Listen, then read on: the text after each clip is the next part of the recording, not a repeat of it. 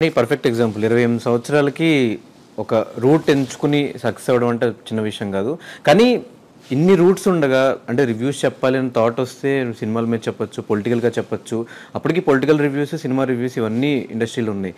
ఇవేం కాదని big boss అనే షో మీద ఫస్ట్ టైం రివ్యూ చెప్పింది మీరే అనుకుంటా తెలుగులో. అంతకుముందు నేను అది కూడా నేను చెప్తాను కదా, అంతకుముందు దిస్ ఈజ్ ఫనీ అని ఉంటాడు.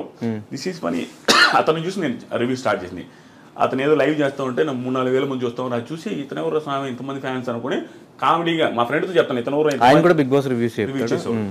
మా ఫ్రెండ్తో అన్న ఇతను వీడియోలు ఏందని ఇంతమంది చూస్తున్నా అంటే మామూలుగా అంటగా వాడేందన్న చేసిదే మనం చేయలేమా, వాడు బిల్డప్కి మావాడు నువ్వు కూడా చేయన్నా అని చెప్పి వీడియో పెట్టాడు. చేసిన అది సక్సెస్ అయింది, ఆ నుంచి వచ్చింది. నేను చెప్పింది అదే బ్రో, విషయం కాదు, తెలియకుండా నీకు ఒకటి వస్తుంది. ఆ టైము నాకు వచ్చిందంటే నా టాలెంట్ కాదు, అందుకని చెప్తాను ఎవరికైనా ఒక టైం వస్తుంది. సో బిగ్ బాస్ రివ్యూస్ ఎందుకు చేసిన అంటే నేను ఫస్ట్ యూట్యూబ్ ఛానల్ పెట్టి స్టార్ట్ చేసిన రైతుల గురించి వీడియోలు, రైతుల లాసులు కష్టాలు ఏంది, మీరేమో రైతులు అంటుంటే మీరు శ్రీరెడ్డి ఆవిడ వీడియోలు ఎక్కువ వేసుకుంటున్నారు, ఇంటర్వ్యూలు ఆవిడ వస్తున్నాయి, అప్పుడు ఫేమస్ ఆవిడ, ప్రతి ఒక్కటి కాంట్రవర్షియల్ భలే ఉండేది వ్యూస్. అట్లా ఉన్నారు రైతులు ఊరు పట్టించుకోలేదని ఆ వీడియోలు చేస్తే ఇప్పుడు చూసేదిలే, బిగ్ బాస్ గురించి చూడకుండా అందరూ చూసారు. ఇంకా అందుకని బిగ్ బాస్ చేస్తాం. ఇప్పుడు ఏది వస్తే అదే కదా చేస్తాం, డబ్బులు వస్తే ఏం తెలియదు. తర్వాత వచ్చినాయి 70,000 వచ్చినాయి, నెక్స్ట్ ఇయర్ 1,80,000 వచ్చినాయి, ఆ తర్వాత ఇంకొంచెం ఎక్కువ వచ్చింది, ఆ తర్వాత ఇంకొక ఎక్కువ వచ్చింది, తర్వాత బిగ్ బాస్కి వెళ్ళాం, తర్వాత ఇక్కడ దాకా వచ్చాం. ఆ టైంలో రైతులకి సపోర్ట్గా వీడియోస్ చేసి ఈరోజు రైతు బిడ్డకి సపోర్ట్ చేసావు బ్రో. అట్లేం కాదు బ్రో, అట్లే అనుకోవచ్చేమో. కానీ రైతు బిడ్డకి సపోర్ట్ అంటే బ్రో ఒక్కటి చెప్తా, రైతు బిడ్డ అయినా ఇంకొకరి బిడ్డ అయినా డాక్టర్ అయినా ఎవరైనా ఆడ ఆడితేనే సపోర్ట్ చేస్తారు జనాలు. జనాలు తంగలు కాదు, ఖచ్చితంగా ఆట ఏదో పాయింట్లో నచ్చితేనే సపోర్ట్ చేస్తారు. నచ్చకుండా అసలు ఓటు వేయాలంటే హాట్స్టార్ ఓపెన్ చేసి ఎవరికి ఓపుకుండదు. నేను మాత్రం నాకు అనిపించిందే చెప్తా, నాకు అనిపించినట్టు నాకు నిజంగా జెన్యూన్గా ప్రశాంత్ నాలాగే నాకేమనిపించిందంటే ఒక నార్మల్ పర్సన్ నుండి వెళ్ళి అక్కడ ఆడడం చాలా కష్టం బ్రో. నువ్వు కూడా ఫ్యూచర్లో ఎప్పుడో కూడా వెళ్తామని అనుకుంటున్నా, వెళ్ళినప్పుడు చూస్తావు చాలా భయంకరమైన టఫ్ సిచ్యువేషన్స్ వస్తాయి అక్కడ. తెలియకుండా ఈజీగా అనిపిస్తుంది, అమ్మాయి ఏంద్రా ఫుడ్ ఉండదు, నిద్ర ఉండదు, ఆడల ముందు గుడ్లు మార్చుకోవాలా, ఇవన్నీ చాలా ఇబ్బంది. ఏంది బ్రో పొల్లు ఉంటుంది ఆడల ముందు, ఎంత గలీజ్గా ఉంటుంది. అమ్మాయిలందరూ అందంగా ఉండే వాళ్ళు ఉంటారు, ఈడ వాళ్ళ ముందు పొల్లు అనుకుంటా ఉండాలి. అది చూడడానికి గలీజ్గా ఉంటుంది, ఏడంతా కారుకుంటా ఆ పొల్లు కూడా వాళ్ళ ముందు టవల్స్ కట్టుకోవడం చాలా ఇబ్బంది. అలాంటి సిచ్యువేషన్స్ని ఒక నార్మల్ పల్లెటూరు నుంచి వచ్చిన వాడు ట్యాకిల్ చేయడం చాలా కష్టం. నన్ను ప్రశాంత్లో చూసుకున్నాను, ప్రశాంత్ కూడా అదే సిచ్యువేషన్ ఉన్నది, చాలా ఇన్ఫీరియారిటీ ఉంటుంది, తెలియకుండా వీళ్ళందరూ క్లాస్కి ఉన్నారని. ఆ సిచ్యువేషన్ నుంచి ఏ టాస్క్ బ్రో నువ్వే చెప్పు, జెన్యూన్గా చెప్పు, ప్రశాంత్ ఏ టాస్క్ ఆడలేదు చెప్పు, ఆడలేదా? టాస్క్లు ఆడాడు. తర్వాత ఏదో ఒక రకంగా తెలియకుండా ఇంప్రెసివ్ అనిపించలేదు. ఏదో టైంలో ఇంత అనుకోలేదే, ఇది ఇంతుందా, పర్లేదు మనం అనుకున్న దానికంటే ప్రతి ఒక్కరూ సర్ప్రైజ్ ఫీల్ అయి ఉంటారు. ప్రశాంత్ ఏదో ఒక టైంలో సర్ప్రైజ్ ఫీల్ ఉంటారు.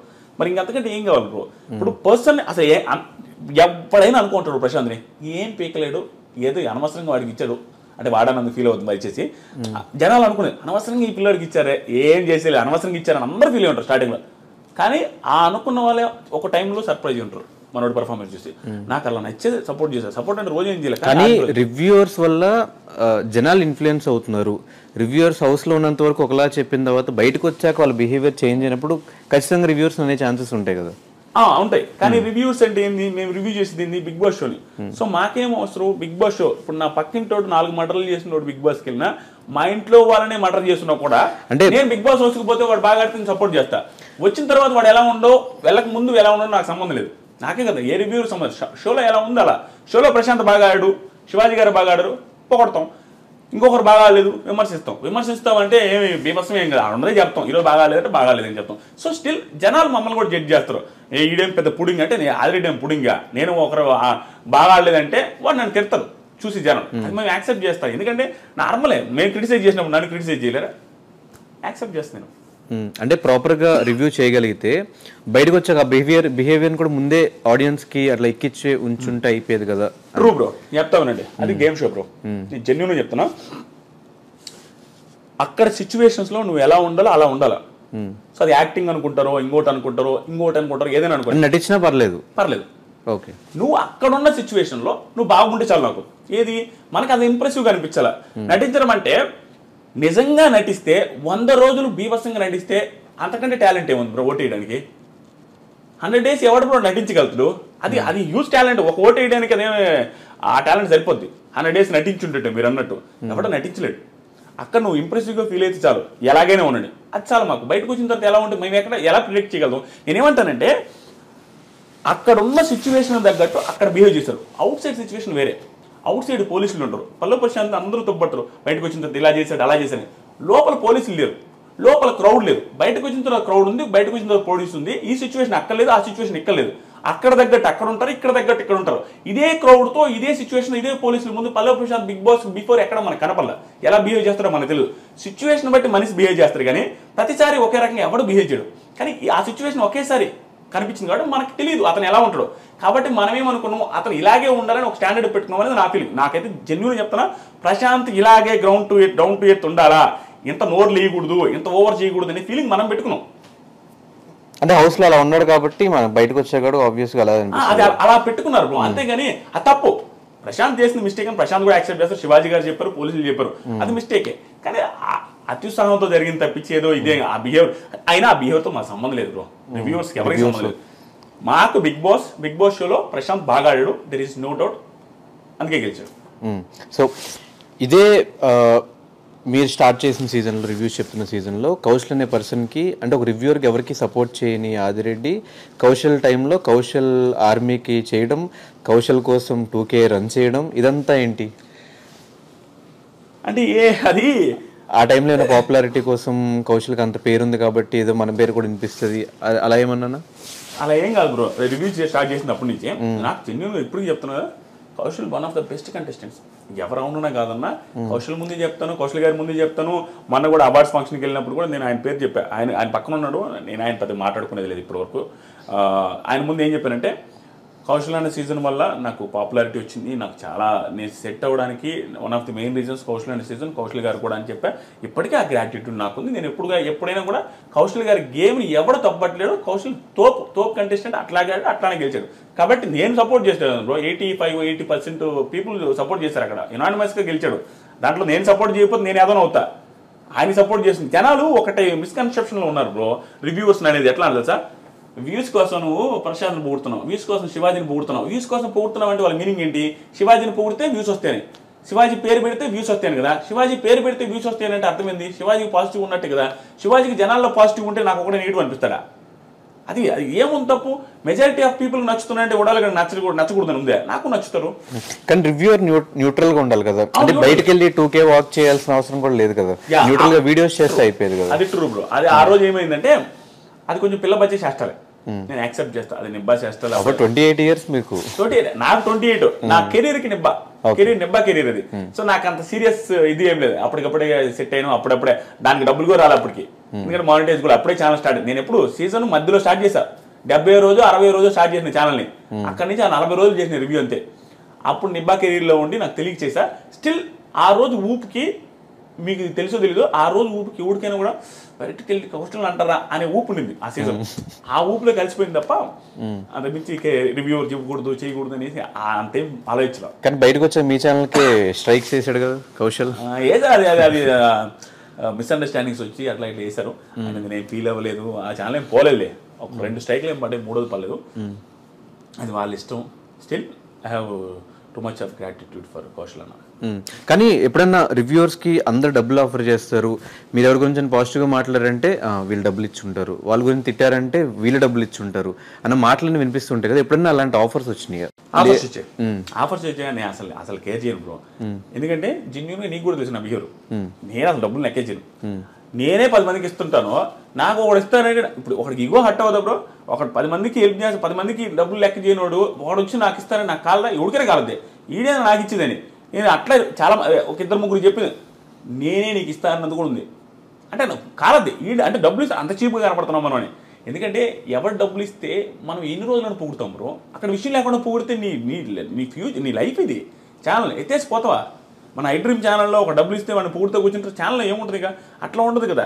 ఏదైతే అనిపిస్తుందో అది చెప్తేనే నీ ఫ్యూచర్ ఉంటుంది. ఆడిచ్చే 20,000కి కంటెస్టెంట్కి ఎంత వస్తుంది బ్రో? పాపం వాళ్ళు ఎంత కెరీర్, ఇప్పుడు బిగ్ బాస్కి వెళ్తున్నారంటే కెరీర్ సెట్ గానే వాళ్ళు వెళ్తారు మోస్ట్లీ. అలాంటి వాడు డబ్బులు ఇచ్చి ఎంత ఇచ్చి కొంటాడంతే. 100 ఎపిసోడ్లో పొగుడతాం, 100 ఎపిసోడ్లో పొగడగలుగుతామా? సో కరెక్ట్గా ఏ ఎపిసోడ్లో నెగిటివ్ చేస్తే వాడు అడగడా డబ్బులు తీసుకున్నావు నెగిటివ్ చేస్తామని, వాడికి ఏం సమాధానం చెప్పాలా? అది ఇంపాసిబుల్. ఎవరికి డబ్బులు ఎవరు, ఏ రివ్యూలు డబ్బులు తీసుకొని రివ్యూ చేయరు. కానీ పర్సెప్షన్ వేరు ఉంటుంది. బిగ్ బాస్ షోనే 100 మంది 100 రకాలుగా కనపడుతుంది కాబట్టి ఆదిరెడ్డికి ఒక రకంగా కనపడుతుంది, దిస్ ఈజ్ ఫనీకి ఒక రకంగా కనపడుతుంది. కాబట్టి ఒక్కొక్కరు ఒక్కొక్క యాంగిల్ చెప్తారు. అంతకుమించి ఏమి లే. జనాలేమో తిడతారు బ్రో, జనాలకు కూడా వేరే యాంగిల్ కనపడుతుంది కాబట్టి మనం తిడతారు. తిట్టడం అంటే అది క్రిటిసైజ్ చేస్తారు, అది తప్పు ఏం లేదు. కానీ కొంతమంది పర్సనల్గా వెళ్ళి తిడతారు. నన్ను తిట్టడమే కాదు, కంటెస్టెంట్స్ కానీ పర్సనల్గా తిట్టే మూర్ఖులు ఇంక వాళ్ళు సైకోలు అంతే. మొన్న ఏదో కారు అద్దాలు బాగుంటారు చూడండి, ప్రశాంత్ పేరు మీద చెప్పి, అలాంటి సైకోలు ఎలాగైతే ఉంటారో వేరే వాళ్ళ ఫ్యామిలీస్ని తిట్టేటప్పుడు, బ్రో ఒక నేను అమ్మాయిని తిట్టేటప్పుడు అడిగి వాళ్ళ అమ్మ గుర్తొస్తే ఎందుకు తిడతారు బ్రో? నేను ఎవ్వరిని తిట్టాను బ్రో. ఎందుకు తెలుసా? నాకు మా అమ్మ అన్న మా నాన్న అంటే ఇష్టం. ఎందుకు నేను వాడిని అమ్మ నా బూతు నేను తిట్టానంటే ఆ రిటర్న్ ఖచ్చితంగా మా అమ్మని తిట్టడు. మా అమ్మని ఎందుకు తిట్టించుకోవాలి బ్రో? నాకు ఆ ఫీలింగ్ ఉంటుంది, ఆ ఎదలకు ఉండదు. పర్సనల్గా నేను నా లైఫ్లో ఎప్పుడు నేను బ్రో, ఆఫ్ స్క్రీన్ అన్ను, ఆన్ స్క్రీన్ వీడియోలు కూడా అన్నాను. ఎందుకంటే నాకు ఇష్టం ఉండదు బిగ్ బాస్ రివ్యూస్ అయితే. కానీ కారద్దాల గురించి టాపిక్ తీస్తే, ప్రశాంత్ ఇష్యూలో మేము ప్రశాంత్తో ఫైట్ చేసింది, ప్రశాంత్ మాతో ఫైట్ చేసినప్పుడు లాస్ట్లో మీరు ఒక వీడియో పెట్టి ఈ విషయం మీద క్లారిటీ అని చెప్పి ఒక వీడియో పెట్టారు. మాకు నిజంగా అర్థం కాల, ప్రశాంత్కి సపోర్ట్ చేశారా ఇటు మాకు సపోర్ట్ చేస్తున్నారా అనేది క్లారిటీ లేదు. ఒకసారి నాకు ఆ క్లారిటీ ఇచ్చేస్తే ఎవరికి సపోర్ట్, అక్కడ ఎవరికి తప్పు, ఎవరిది తప్పు కాదు, క్లారిటీ ఇచ్చేస్తే నాకు కూడా హ్యాపీగా ఉంటుంది. ఇంటర్వ్యూ చేసి మేము ఎక్కడ చేసాం? మేము తన గేమ్ గురించి మాట్లాడితే తను నెగిటివ్ చేసినట్టు. గేమ్ గురించి మేము ఎక్కడ మాట్లాడలేదు, స్టోరీస్ పెట్టాం, గేమ్ గురించి ఎక్కడ మాట్లాడాలి. మేము చెప్పింది, మేము ఆ రోజు ఫీల్ అయిన విషయం చెప్పాం. ప్రశాంత్ జెన్యున్ గానే గేమ్ ఆడాడు, కానీ ఆ రోజు మేము ఫీల్ అయిన విషయం మాత్రమే పెట్టాం. డైరెక్ట్ చెప్తాను, ఫీల్ అయ్యారు అన్నారు కదా, ఆ రోజు వీడియోలో కవర్ చేయలేదు. కానీ యాంకర్ శివబ్రో ఉన్నారు కదా యాంకర్, ఆయన బిగ్ బాస్ కంటెస్టెంట్, ఎంతమందికి ఇచ్చారు ఇంటర్వ్యూలో? ఆయన ఎవరికి ఇవ్వలేదు. మరి ప్రశాంత్ ఎందుకు ఇవ్వలేదు? శివ ఇవ్వకపోయినా అడిగిన వాళ్ళందరికీ ప్రాపర్గా ఆన్సర్ చెప్పాడు. ఇప్పుడు ఇవ్వదలుచుకోలేదు, అగ్రిమెంట్ ఉందని కొంతమంది చెప్పాడు. అబద్ధమైనా అవ్వచ్చు, అగ్రిమెంట్ ఉందండి నేను ఇవ్వలేను అని చెప్పొచ్చు, అలా ఇంకోటి ఏమైనా చెప్పొచ్చు, రేపిస్తే ఎల్లుండి ఇస్తే నెక్స్ట్ వీక్ ఇస్తుందని చెప్పొచ్చు. అంతేగాని మా పొలానికి రా ఇలాంటి మాటలేం శివ మాటలు. ఒకవేళ మాట్లాడే శివది కూడా తప్పే. ఓకే, నేను అదే చెప్పాను, డీలింగ్ నేను అది చెప్పాను. నేను కూడా నా వీడియోలో, నేను ఇప్పుడు ఆ వీడియో క్లారిటీ ఇస్తాను. నేను ఆ వీడియోలో కూడా చెప్పింది ఏంటి, ప్రశాంత్ మీడియా వాళ్ళు ఏదైనా నిజంగా ఏదో ఒక బూత్ తిట్టారనగా ఆ తిట్టునుంటే తప్పే అని చెప్పా. కానీ దానికి ప్రూఫ్ లేదు, నాకు ప్రూఫ్ ఉన్నట్టే మాట్లాడేవాడిని. అదేవిధంగా ఇది కూడా చెప్పాను, నేను న్యూట్రల్గా చెప్పాను, మీకు అనిపించవచ్చు, ఉన్నది చెప్పా. నీతో ఉన్న పరిచయానికి శివబ్రోతో ఉన్న పరిచయానికి వీళ్ళిద్దరు అంత ఓవర్ చేసి అంత చేసే మెంటాలిటీ కాదు. ఎందుకంటే నేను కూడా ఇంటర్వ్యూలో నేను ఏం చేయలేదు, ఈవెన్ యాంకర్ శివ కూడా అడిగాడు, నేను ఏం చేయలేదు. ఆయన మైండ్ సెట్ ముఖం మీద అట్లా అంటాడు, కానీ మరి గ్రడ్జ్ పెట్టుకుని ఒక ఇంటర్వ్యూ కోసం చేసే చీప్ మెంటాలిటీ. ఎందుకంటే 2-3 సార్లు కలిసాను, నాకు తెలుసు. అదే చెప్పిన, ఉన్నది చెప్పినా కాబట్టి మీకు అనిపించలే Dhanush waste candidate, Shiva waste candidate అంటే మీకు బాగా అనిపించేది రివ్యూ. కానీ అది కాదు, కానీ నాకు ఆ వీడియో పర్టికులర్ ఆ వీడియో చూసిన తర్వాత ఆదిరెడ్డి ఏమన్నా రివ్యూస్ కూడా న్యూట్రల్గా చెప్తాడా, అటు కర్ర విరగకూడదు పాము చావకూడదు అనే సామెతను ఏమన్నా బాగా పట్టుకుని ఉన్నాడా అని ఒక అనిపించింది. నిజమేనా? అది నిజం కాదు బ్రో. ఏంటంటే ఎవరు అవుదన్నా కాదన్నా అంటే నేను ఓవర్గా చెప్పుకునేది ఏం లేదు. నేను అసలు ఎప్పుడు చెప్పుకోను. నేను ఎప్పుడైనా నా దగ్గర టాలెంట్ లేదని చెప్తాను, నాకంటే బాగా రివ్యూస్ చెప్పుకోవాలని చెప్తాను. కానీ నా అదృష్టం కొద్దీ జనాలు అభిమానిస్తున్నారు కాబట్టి టాప్ రివ్యూ ఛానల్ ఎక్కువ వ్యూస్ వచ్చేది మందే. సో నా రివ్యూస్ని అందరూ చూస్తుంటారు కాబట్టి ఏది మిస్ చేసినా నన్ను వేసుకుంటారు.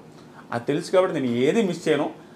అది ఏది మిస్ చేయకుండా చెప్తున్నప్పుడు ఏమనిపిస్తుంది అంటే అన్ని యాంగిల్స్ కవర్ చేయడం వల్ల న్యూట్రల్ అనిపిస్తుంది. ప్లస్ కర్రా విరగదు పాము జావదన్న ఫీలింగ్ వస్తుంది. దానికి నేను ఏం చేయమంటారు, నేను అన్ని యాంగిల్స్ కవర్ చేస్తా, రెండు వైపులా మాట్లాడతా. సో ఓవరాల్గా ఈ సీజన్ 7 రివ్యూస్ ఎలా అనిపించినాయి బ్రో? మొత్తం డ్రామా, మొత్తం బిగ్ బాస్ అయ్యేంత వరకు ఒక డ్రామా, అయిన తర్వాత ఇంకో డ్రామా. అదే అడదాం అనుకున్నా బ్రో. నాకు రివ్యూస్ వచ్చారు బ్రో. సింపుల్గా ఈ 6 సంవత్సరాల రివ్యూస్, 6 సీజన్ రివ్యూస్కి నాకు వచ్చింది 3 లక్షల సబ్స్క్రైబర్లు. అయితే ఈ సీజన్గా 3 లక్షల కంటే ఎక్కువ వచ్చారు సబ్స్క్రైబర్లు. ఈ 6 సీజన్స్ మొత్తం మీద వచ్చిన డబ్బులకి ఈ సీజన్ అంత డబ్బులు వచ్చినాయి. ఒక్క స్టేట్మెంట్స్ చెప్పిన అది చాలా హ్యాపీ నాకు. దాని వరకు అంతే స్ట్రగుల్ ఉంది, అంతే కష్టం ఉంది. అది అంత పక్కన పెడితే మీరు అడిగారు చూసారా డ్రామాని, సీజన్ మొత్తం మీద జరిగింది గుర్తుండదు ఎవరికి. ఈ డ్రామా లైఫ్ లాంగ్ గుర్తుండిపోతుంది. ఏదైతే ఆ drama in the sense Prashanth ఏదో చేసిన డ్రామా అని కాదు, ఆ సిచ్యువేషన్ డ్రామా అంటున్నా. ఆ పోలీసులది కానీ, ఆ కేసు కానీ, ఆ హంగామా కానీ, సోషల్ మీడియాలో హైప్ అయింది కానీ అది అందరికీ గుర్తుండిపోతుంది. ప్రశాంత్ వాళ్ళ ఫ్యామిలీకి జీవితాంతం అది గుర్తుంటుంది, చూసే ప్రేక్షకులకు గుర్తుంటుంది. కానీ ఏంటంటే అది ప్రశాంత్కి పాజిటివ్ ఇప్పుడు నా దృష్టిలో. ఎందుకంటే ఎవరికైనా కనీసం అనిపించేది ఏంది, ఏం మర్డర్ చేశారంటారు పాపం, తప్పే, అది తప్పు, పోలీసులు శిక్ష చేస్తారు అంతే. కానీ దాన్ని గుర్తుపెట్టుకుని ప్రశాంత్ని ఏదో ఇది చేసే అంత మిస్టేక్ కాదని నా ఫీలింగ్. ఇప్పుడు మీరు చెప్పండి. అయితే అది ఎందుకు ప్లస్ అనిపించిందంటే చూసి ఎవరికైనా అనిపించుంటుంది బ్రో, ఎంత ప్రశాంత్ హేటర్కైనా ఎవడో సైకోలు తప్ప పాపరా మరి అరెస్ట్ చేసేసరికి అనిపిస్తుంది కదా పాపం, గెలిచేసి వచ్చాడు పాపం, పోవాలనుకుని గెలిచేసి వచ్చినప్పుడు ఆ ఆనందం లేకుండా పోయింది కదా పాపం అని పాపం అని ఉంటే అనిపిస్తుంది. నీకైనా అనిపించుంటుంది, శివకైనా అనిపిస్తుంది. ఈవెన్ వాళ్ళ ఫాదర్ వాళ్ళ మదర్ వీడియోస్ చూసినప్పుడు ఇంటి దగ్గర నుంచి లాక్కొచ్చిన బయటకు పడుకొని ఉంటాడు అలా ఎవరికైనా అనిపిస్తుంది అది అంతలా బయటకినా. సో అది అతనికి మంచిది జరిగింది. అది ఆ డ్రామా ఆ సిచ్యువేషన్స్ అన్ని కూడా అతనికి మంచిదని నా ఫీలింగ్. నేను మాట్లాడినప్పుడు కానీ ప్రశాంత్ నేను మాట్లాడినప్పుడు నాకు అర్థమైందంటే ఇన్నోసెంట్ అబ్బా మనిషి, నిజంగా ఇన్నోసెన్స్ ఇన్ ద సెన్స్ మాట్లాడిన చేత కాదు. ఎందుకంటే ఇప్పుడు ఒక్కొక్కరికి వొకాబులరీ యాడ్ నుంచి వస్తుంది బ్రో, పెరిగిన నేచర్ని బట్టి వస్తుంది. ఎక్కడ పెరిగామో దాని తగ్గట్టు ఆ మాటలు ఆ ఇది వస్తుంది. ప్రశాంత్ పల్లెటూరు నుంచి వచ్చిన పర్సనాలిటీ, పెద్దగా మాటలు రావు, మాట్లాడడమే ఎక్స్ప్రెస్ చేయలేడు. అంతకుమించి మిగతా అంతా ఓకే మనిషి. నేను మాట్లాడిన నాకు అర్థమైంది, ఒకసారి 2 సార్లు మాట్లాడినా బాగానే ఉన్నాడు. ఒక్కొక్క సిచ్యువేషన్ బట్టి బ్రో మనిషి ఆ క్రౌడ్ని చూసి అది ఇది ఓవర్ ఎగ్జైట్ అయి ఉంటాడు, అంతకుమించి ఏం లేదు. అండ్